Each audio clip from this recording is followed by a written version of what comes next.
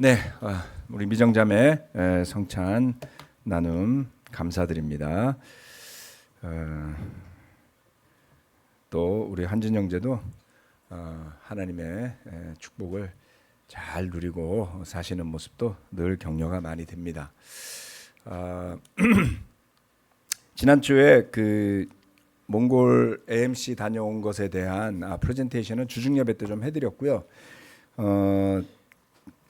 우리 박지원 목사님께서 그 온라인 그리스도의 교회 마하나임 그 유튜브인가요? 거기에 막 올리고 계시거든요. 그래서 여러분들이 그 영상으로 아마 참고해 보시고, 우리 김민수 목사님도 만들고 있는데 좀 느려지고 있어서 서로 만드는 포인트가 좀 다른가 봐요. 그래서 그게 또 올라오면 그때 가서 우리 서울 그리스도 교회 유튜브로 참고하시면 될 것 같습니다.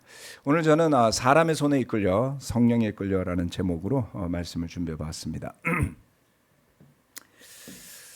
자, 첫 번째 사람의 손에 이끌려입니다. 사도행전 22장 10절과 11절 말씀입니다.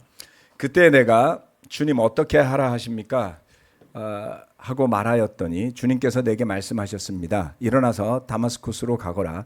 거기에는 내가 해야 할 모든 일을 누가 말해줄 것이다.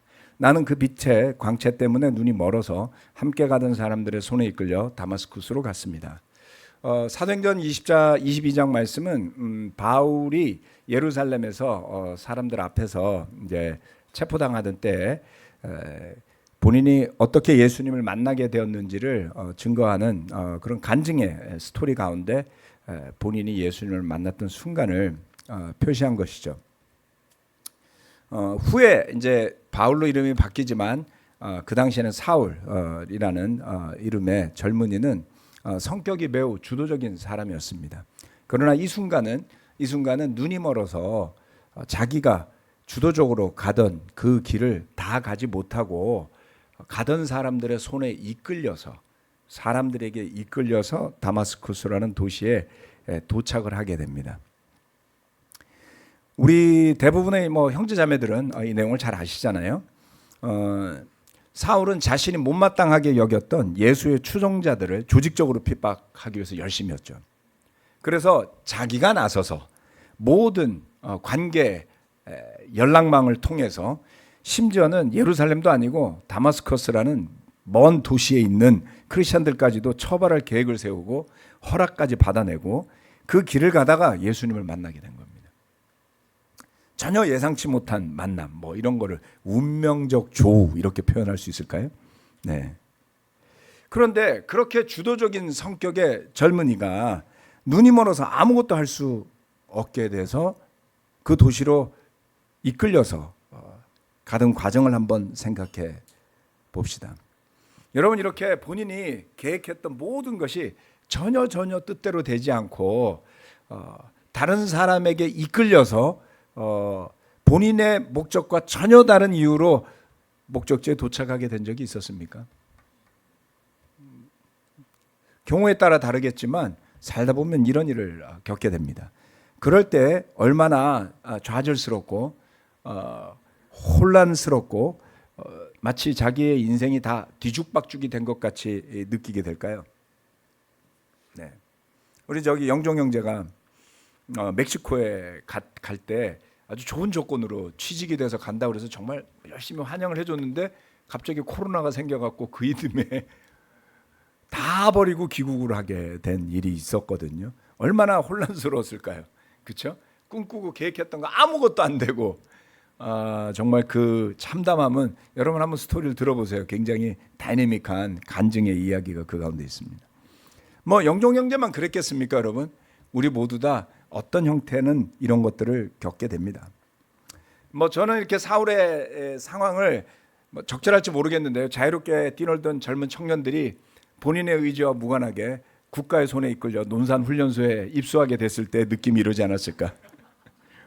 어제까지만 해도 나는 자유로웠는데 조교들의 구령에 맞춰서 일어나야 되고 정해진 시간에 따라 밥도 먹으러 가야 되고 훈련을 몇 달간 받을 때 정말 불쌍해요, 여러분. 훈련 받는 그 병사들의 마음은 뭐라고 표현할 수가 없습니다. 다 오래돼 갖고 그런데 이제 군대 갈 나이에 있는 친구들의 이야기를 들어보면 정말 도살장에 끌려가는 소의 심정으로 가는 모습을 볼 수가 있습니다. 그래서 그렇게 일행의 손에 이끌려서 다마스커스에 도착했을 때 이 사울은 아나니아라는 형제로부터 세례를 받고 거듭나게 됩니다. 그런데 사울은 이때만 다른 사람의 손에 이끌려 가거나 아나니아의 인도함을 받았던 것은 아닙니다. 그는 그의 삶에서 여러 번에 걸쳐 다른 사람의 이끌어주는 손이 필요했었습니다. 사도행전 9장 26절로 30절입니다. 사울이 예루살렘에 이르러서 거기에 있는 제자들과 어울리려고 하였으나 그들은 사울이 제자라는 사실을 믿을 수가 없어서 모두들 그를 두려워하였다. 그러나 바나바는 사울을 맞아들여 사도들에게로 데려가서 사울이 길에서 주님을 본 일과 주님께서 그에게 말씀하신 일과 사울이 다마스쿠스에서 예수의 이름으로 담대히 말한 일을 그들에게 이야기해 주었다. 그래서 사울은 제자들과 함께 지내면서 예루살렘을 자유로 드나들며 주님의 이름으로 담대하게 말하였고 그리스 말을 하는 유대 사람들과 말을 하고 토론을 하기도 하였다. 그러나 유대 사람들은 사울을 죽이려고 꾀하였다. 신도들이 이 일을 알고 사울을 가이사랴로 데리고 내려가서 다소로 보냈다. 다마스커스에서 예루살렘으로 돌아온 사울은 갈 때와 전혀 다른 사람이 되어 돌아왔죠. 그래서 제자들과 어울리려고 했지만 그게 잘 될 리가 만무하지 않습니까? 스데반을 돌로 쳐 죽일 때 옆에서 사람들의 옷가지를 맡아서 그 일을 적극 지지했고 그 이후에 예루살렘에 있는 사람들을 핍박했고 그리고 다마스커스까지 갔다 돌아온 사울이 갑자기 예수님을 믿는다고 했을 때 저렇게 거짓말로 우리를 색출해내서 핍박하려고 하는 거 아닐까? 이런 의심 들지 않았을까요? 아주 지극히 자연스러운 일입니다. 이게 뿌린 대로 거두는 거다 이렇게 생각할 수 있겠죠. 그래서 그 상황을 사울이 혼자 해결할 수가 없었어요. 본인이 했던 행동이 있었으니까. 설사 본인은 회개하고 거듭났다 할지라도 자기가 말한 대로 누가 믿어주겠습니까? 그러나 그때 등장한 사람이 바나바라는 사람이었고요. 그가 사울의 손을 잡고 그를 사도들에게 데려가서 설명해 줍니다. 다마스커에서 어떻게 예수 이름을 전했는지도 이야기해 줍니다. 친절한 사람이에요. 그로 인해서 사울은 예루살렘에서 제자들과 함께 지낼 수 있었습니다. 그리고 예루살렘에서도 예수님의 이름을 담대하게 전하기 시작하죠. 그의 삶이 달라졌어요. 어떻게 달라졌습니까? 이제는 누군가의 도움 없이는 혼자 뭘 하기가 힘들어진 처지가 된 겁니다. 그런데 나중에 바울이 된 사울은 이때에 느꼈던 것들을 트라우마처럼 기억하고 있지는 않습니다. 그는 불평한 적이 없어요. 그때 당신들이 나를 무시했습니다. 이렇게 말한 적도 없습니다. 무엇을 말하는 겁니까? 그의 삶이 변한 것이죠. 자기가 이끄는 삶에서 하나님의 사람들이 이끌어주는 그 손길을 신뢰와 믿음과 겸손함으로 따라갈 줄 아는 사람으로 변한 겁니다.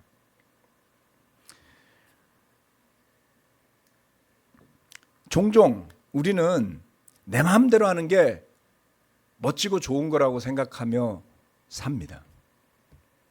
제가 군 생활을 할 때요. 생도 생활을 하니까 불편해요. 1학년은 진짜 1, 2, 3, 4학년인데 1학년을 뭐라 그러냐면 두더지라 그러거든요. 사람만 보면 숨고 싶어 한다. 왜냐하면 선배들이니까 전부 다 지적질하고 걸리면은 야단 맞고 뺑뺑이 돌리고 뭐 이렇게 출두시키고 맨날 그러거든요. 그래서 1학년 두더지란 말이에요. 그래서 4학년은 뭐라 그러냐면 놀부라 그래요. 되게 위해주는 척하면서 앞에서는 1학년들 막 이렇게 챙겨주는 척하면서 뒤에서는 야 요즘 쟤들이 군기가 빠졌댄다 이러면서 고자질하는 얄미운 존재. 그래서 놀부라고 불러요. 그래서 1학년 때는 4학년이 되면 인생이 좀 피겠지 생각하는데 그렇지 않습니다. 4학년이 돼도 어렵고요. 그러면 이제 졸업해서 장교가 돼서 좀 더 자유롭게 살아보자. 소용없습니다. 나중에 보니까 장군도 자유롭지 않더라고요. 정말 멋대로 하는 사람이 대한민국에 어디 있습니까? 그렇죠? 그래서 깨닫게 되는 거예요. 세상의 뜻대로 마음대로 할 수 있는 그런 일은 없을까? 없더라고요. 그런데도 끊임없이 그것을 추구하며 살지요. 여러분, 예수님을 주님으로 믿고 교회 제자로 거듭나서 들어왔을 때 여러분의 태도는 어땠습니까? 사울처럼 기꺼이 하나님이 인도해 주는 사람들의 손길을 따르고자 했습니까? 아니면 적어도 내가 세상에서 구현하지 못한 나의 꿈을 이 교회 안에서만큼은 구현시켜 보리라 라는 무의식 가운데 야망을 품고 살고 계시지는 않았습니까? 제가 이 설교를 정호 형제하고 박정호 형제하고 이 두 가지 포인트로 한번 설교를 준비해 보시오. 그래서 박정호 형제가 몽골에서 그 설교를 본인의 스타일로 풀어냈어요. 잘하셨어요. 근데 그때 굉장히 놀라운 이야기를 합니다. 몽골 교회가 96년도에 시작해서 한 50명까지 성장했다가 11명까지 줄어든 적이 있고요. 그리고 그 이후로 제가 반투 형제를 도우면서 60명 넘어까지 성장했다가 멤버 수로는 5명까지 줄어든 일이 있었어요. 다시 새로 시작을 한 거죠. 근데 정호 형제가 그 부분을 이렇게 설명했을 때 참 와닿았어요. 자기가 주도하고 싶은 사람들이 빚어낸 분열로 인해서 교회가 부침을 겪었다.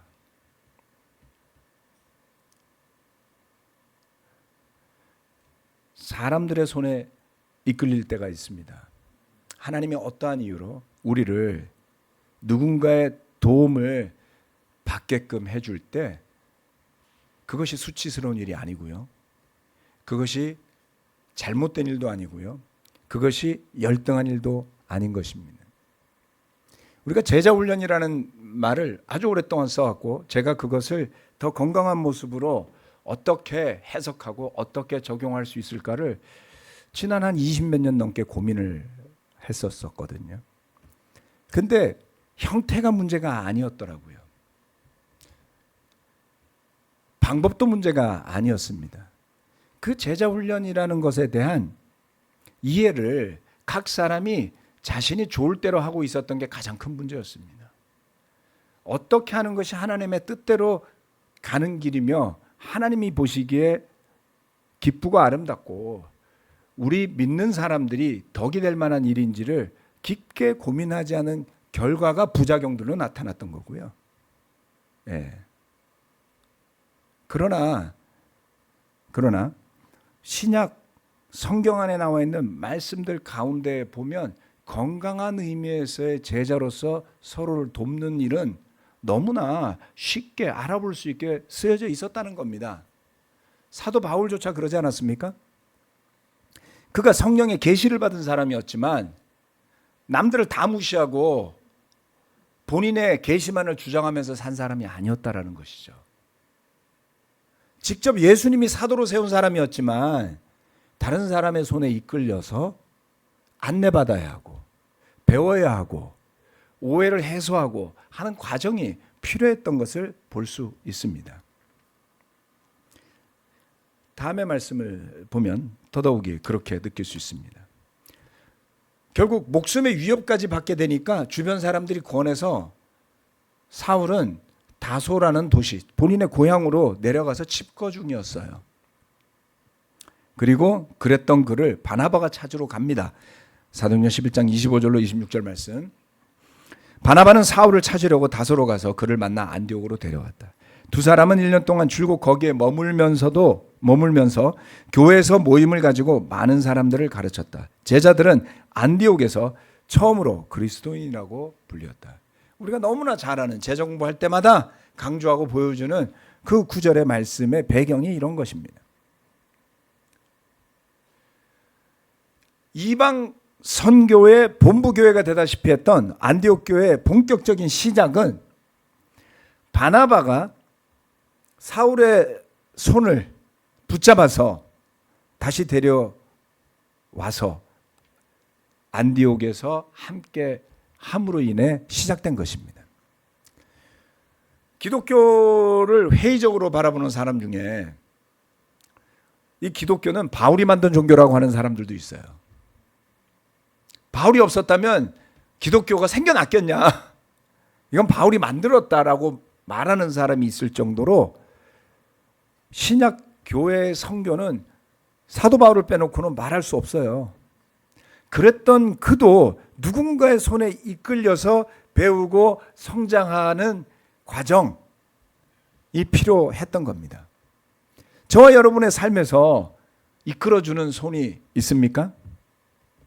그것을 교회가 시스템으로 만들어야지만 하고 그렇게 강요하고 강제하지 않으면 관심 없어 해도 되는 일일까요? 그래서 어떤 교회들은, 우리와 함께 했던 교회들은 그것을 시스템적으로 만들자고 노력을 합니다. 지금도 하고 있죠. 시스템이 없어지면, 강요하고 강제하는 관계가 없어지면 제자 훈련하는 관계는 사라진 걸까요? 그랬다면 그 사람은 애시당초 제자답게 배우려고 하거나 하나님이 이끌어주는 손길을 싫어하거나 무시하거나 억지로 참고 지냈었을 가능성이 크지 않을까요? 제도는 도움이 되는 것 같지만 만들어 놓으면 그 제도가 주인 역할을 종종 하곤 합니다. 율법주의가 그런 것 아니었습니까? 하나님은 율법주의를 준 적이 없지만 사람들은 그것을 제도화해서 자신들의 양심을 비껴가고 벗어나고 하는 도구로 쓰도록 타락하지 않았습니까? 그래서 교회는 제도가 구원할 수 없는 겁니다.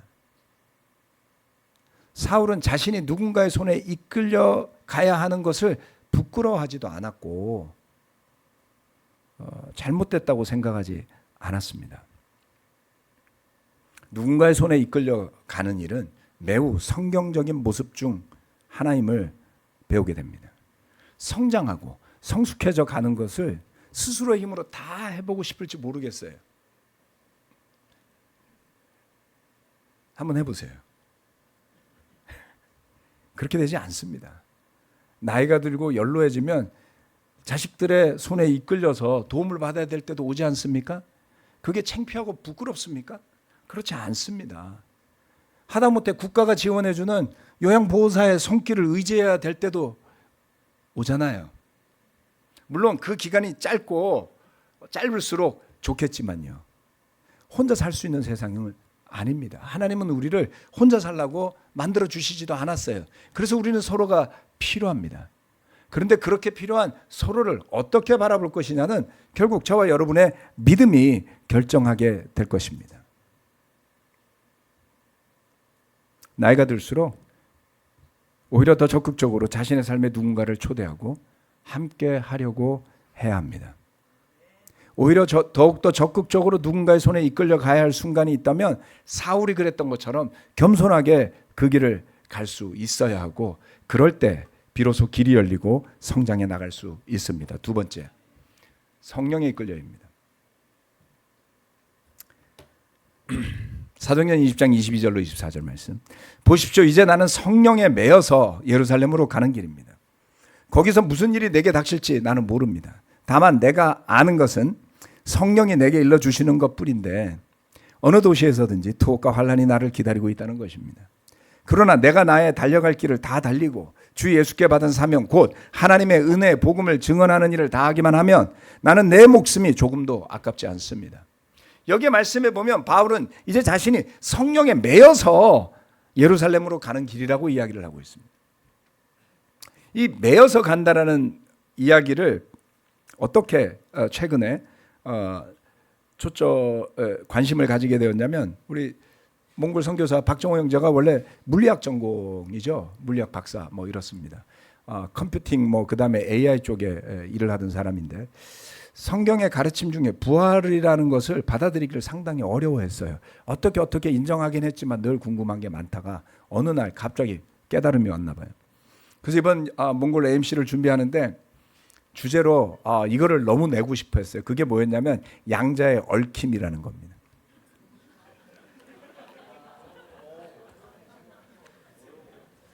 저는 원래 호기심이 많으니까 그게 뭐야? 이러고서 물어봤더니 아주 전문가가 상세하게 설명을 해줬습니다. 놀라워요. 양자의 얽힘이라는 것은 우리 여러분 양자가 뭔지 잘 모르셔도 그냥 들어주세요. 이렇게 양자가 하나가 있고 다른 양자가 있는데 이 두 개를 서로 매는 것이 기술이에요. 그걸 영어로는 인탱글먼트라는데 얽힘이라고 표현하는데 매인과 비슷합니다. 두 개를 얽어 놓으면 그 다음에 이 양자를 떨어뜨려 놔도 한쪽이 움직이는 것과 똑같이 작용한다는 거예요. 둘이 똑같아지는 겁니다. 심지어는 대한민국에서 얽어매 놓은 양자를 저 미국에 갖다 놔도 똑같이 움직이고요. 달에다 갖다 놔도 똑같이 움직인다는 겁니다. 이게 믿어지세요? 안 믿어지죠? 예, 그래서 요즘 진정한 과학자들은 신앙 속에 살아갑니다. 과학적으로 입증할 수는 없지만 얽어 놓으니까 그렇게 되더라. 그게 왜 그렇게 되냐? 모른다. 그냥 그렇다. 어때요? 예수님의 부활과 똑같죠? 사람이 어떻게 죽었다 다시 살아나? 모른다. 그냥 그렇다. 과학자들이 이래요 요즘. 바울이 성령에 매였을 때 어떻게 됐습니까? 성령과 자신이 따로 가는 게 아닌 거예요. 성령이 가자고 하는 길로 가는 사람으로 바뀐 겁니다. 그렇게 살고 싶으세요? 좋습니다. 3차례의 선교 여행을 성공적으로 마쳤어요. 사도 바울은. 성공적이었습니다. 이방 도시에 수많은 교회들이 생겨났죠. 그런데 그 3번째 여행의 마지막에 바울은 자신이 알지 못하는 여정이 기다린다는 것을 알게 됩니다. 성령이 일러주시는 것을 통해서 23절은 그렇게 이야기하죠. 지금까지 그가 겪었던 어려움도 보통은 아니었어요. 빌립보에서 감옥에 갇혀서 매질도 당했잖아요. 그런데 고린도후서 1장에서 말씀하는 것을 들어보면 그 매질을 한 번만 당한 게 아니었다라는 거죠. 강도도 만났어요. 여러분 강도 만나본 적 있습니까? 돈 뺏겨본 적 있습니까? 목숨에 위협 당해본 적 있습니까? 트라우마 생기지 않을까요? 네. 강도를 만난 길로 다시 가고 싶지 않을 겁니다만. 그리고 건강상의 문제도 있었어요. 그런데 이번에는 과거와 좀 달랐습니다. 어느 도시에서든지 투옥과 환란이 그를 기다린다는 거예요. 즉 지금까지 겪었던 것보다 더 강한 수준의 어려움이 그를 기다리는데 성령은 그를 그곳으로 메어서 끌어가고 있었죠. 바울은 이제 그 길을 피하려고 하지 않았고요. 피할 수도 없었어요. 왜요? 얽혀있는 양자처럼 바울도 성령에 매여있는 신세였기 때문입니다. 여기에서 성령의 매인 삶을 살고 싶습니까? 라고 물어본다면 예스라고 대답하기 쉬울까요? 그런데 바울은 비장한 각오가 되어 있었습니다. 자신의 목숨도 아깝지 않을 만큼 예수님을 사랑했고요. 하나님의 복음. 근데 바울이 뭐라 그랬냐면 하나님의 은혜의 복음이라 그랬어요. 자기 자신에게는 많은 고난을 줬고요. 인생의 경로를 완전히 틀어지게 했고요. 유대인 사회에서 존경받는 최고의 랍비가 되는 길을 걷던 바울에서 그 유대인 사회의 지도자들로부터 위협당하고 무시받는 별 존재감 없는 복음을 전하는 노예와 같은 종과 같은 삶을 사는 삶의 경로가 바뀌어 있었죠. 그럼에도 불구하고 바울은 그것을 하나님의 은혜의 복음이라고 합니다. 도대체 얼마나 많은 은혜를 경험했고 느꼈길래 표면적으로 드러나는 그의 삶에 있는 고난들과 그다지 영광스럽지 않은, 그다지 인정받을 수 없는, 세상적인 관점에서 보면 볼품없는 그런 삶을 기꺼이 가려고 했을까요? 우리가 알다시피 바울의 3차 선교 여행 가운데는 성령이 인도하시거나 성령이 막거나 했기 때문에 바울의 계획이 틀어졌던 적이 여러 번 있었죠. 그런 일을 반복해서 겪으면서 바울은 어떤 경지에 도달해 있었던 것 같습니다. 그리고 더 이상 바울은 계획이 없어요. 바울은 계획이 없어요. 온전히 성령이 보여주신, 그리고 성령이 이끄시는 계획이 그의 계획이었고 그의 운명인 겁니다. 도대체 바울은 뭘 경험했길래 이렇게까지 변했을까요? 여러분, 우리가 그것을 기도할 수 있어야 됩니다. 그저 내가 바라고 계획한 대로의 안락한 삶만을 위해서 기도하는 게 아니라 그건 우리의 욕심이잖아요. 그렇죠? 그리고 그렇게 돼도 정말 끝까지 만족하고 감사하는 사람 저는 거의 못 봤어요. 여러분이 구하는 게 정말 그렇게 여러분을 만족시켜 줄 만한 것인지 생각해 보셔야 됩니다. 네. 그래서 도대체 바울이 무엇을 경험했길래 그렇게 은혜라고 이야기를 했을까? 머릿속에서 나온 말이 아니라 그것은 바울의 삶 전체를 뒤덮고 있는 키워드 중에 하나였거든요. 네. 우리는 그것을 그냥 이용하고 싶을 뿐인 경우가 많습니다. 그게 아니라 정말 바울처럼 그 은혜를 한번 체험하고 싶다고 기도해 보십시오. 그러면 하나님이 분명히 응답해 주실 겁니다.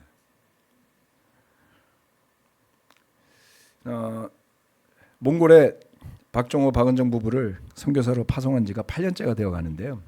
사실 저는 처음 보낼 때 길어야 3년을 생각했었습니다. 3년 이내 한국에 돌아와서 경력이 단절되기 전에 다시 복귀해서 배우고 경험한 것을 바탕으로 같이 있었으면 하는 뜻이었어요. 그런데 그들이 가자마자 몽골교회 상황이 더 나빠졌습니다. 아까 말씀드렸죠. 60명까지 올라갔는데 교회 주도권을 놓고 갈등이 벌어졌어요. 교회를 인도하는 반투 부부하고 또 다른 몇몇 사람들이 갈등이 생겼었습니다. 처음에는 그 일이 왜 생기는지 잘 이해를 못했어요. 시간이 지날수록 그게 분명해졌는데요. 결국 갈등이 생기기 시작하니까 물론 흥수 형제가 하늘나라로 떠나고 난 이후에 그것이 본격적으로 시작이 되었거든요. 좀 아쉬운 점이 많았습니다. 그런데 60명이었던 교회가 30명 정도까지 줄었어요. 그 갈등하는 사이에. 교회가 갈등 속에 있으면 누가 좋아하겠습니까? 그렇지 않아요? 네. 30명까지 줄었어요. 그래서 그대로 놔두면 안 될 것 같아서 이 두 분을 보낸 겁니다. 굉장히 어려운 상황이었고요. 그걸 다 설명해 줬고, 그리고 몽골어를 은정자매가 했고, 그 11명이었던 교회가 다시 성장하는 토대를 마련하는 데 기여했던 부분도 있었기 때문에 두 분의 의사를 들어보고 기꺼이 받아들여서 몽골로 보냈던 것이죠. 근데 그들이 가자마자 몽골 교회를 자기들 뜻대로 좌지우지하려고 분열을 조장했던 사람들이 한꺼번에 교회를 떠나버렸어요. 그래서 30여 명이었던 교회에서 졸지에 박종호, 박은정 부부를 제외하고 3명만 있는 교회가 된 거예요. 그 중에 한 부부는 교회를 떠났다가 다시 회복됐습니다. 그게 다샤 부부예요. 그래서 5명이 됐고 정원정 부부를 포함해서 7명의 교회로 새로 시작하게 된 겁니다. 누구도 생각하지 않았던 일들이 벌어졌죠. 그 지경까지 가리라고 누가 생각하겠습니까? 그런데 여러분, 그렇게 해서 깨달은 게 있어요. 그게 몽골에만 일어난 게 아니잖아요. 놀랍죠? 그래서 열심인 성격도 좋고 헌신적인 것도 좋지만 하나님의 인도하심보다 늘 자기가 앞서는 사람이 교회 안에 있으면 여러분 주의하셔야 돼요. 예. 그 열심이 어디에서 나오는지, 그 동기가 뭔지를 스스로가 깨닫지 못하는 사람들은 위험한 겁니다. 그래서 거기서 새로 시작해서 한 명 한 명 세례를 주기 시작하는데 3년이 훌쩍 지나갔어요. 그리고 벌써 8년째가 되었습니다. 저는 중간에 다시 돌아올 생각 없냐고 물어봤어요. 두 분이 그럴 의사가 아예 없었습니다. 갈 상황이 아니라는 거예요. 정착하다시피 한 겁니다. 이제 점점 나이가 들어가는데 돌아오면 전직, 이직 뭐 이런 게 안 될 것 같아요. 그죠? 네. 그래서 지난 주중 예배 때 보여드렸던 그 사진이 있었잖아요. 얼굴 크게 나오고 막 이름 써붙여놨던 사진 2장의 교회로 지금 만들어져 있는 겁니다.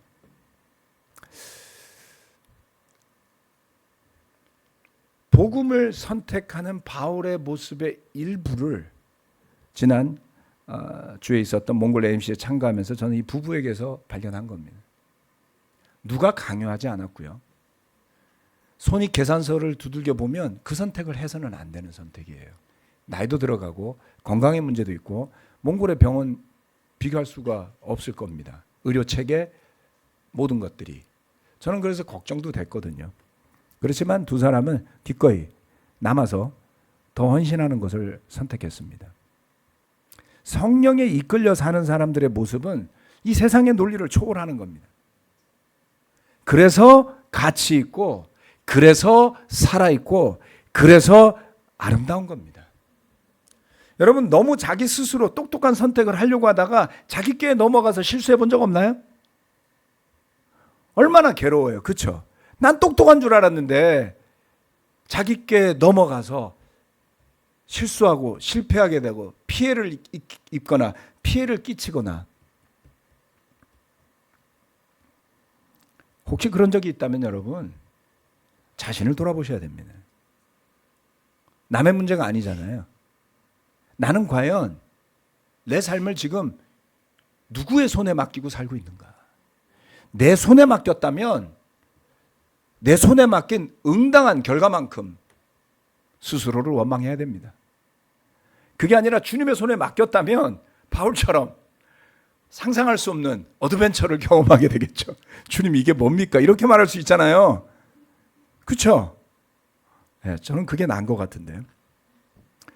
그래서 제가 이제 중년을 넘어가는 분들이 여기 대부분인데 저는 이렇게 여러분 도전드리고 싶습니다. 남은 여생을 성령에 이끌려 살아보는 것 어떻습니까, 여러분? 주님의 뜻을 구하고 하나님의 은혜의 복음을 전하고 나누며 노후 준비를 하는 것은 어떨까요? 이것을 위해 기도하십시오. 그런다 할지라도 여러분 지금 누리고 있는 것들 중에 뺏길 게 별로 없을 겁니다. 걱정하지 마세요.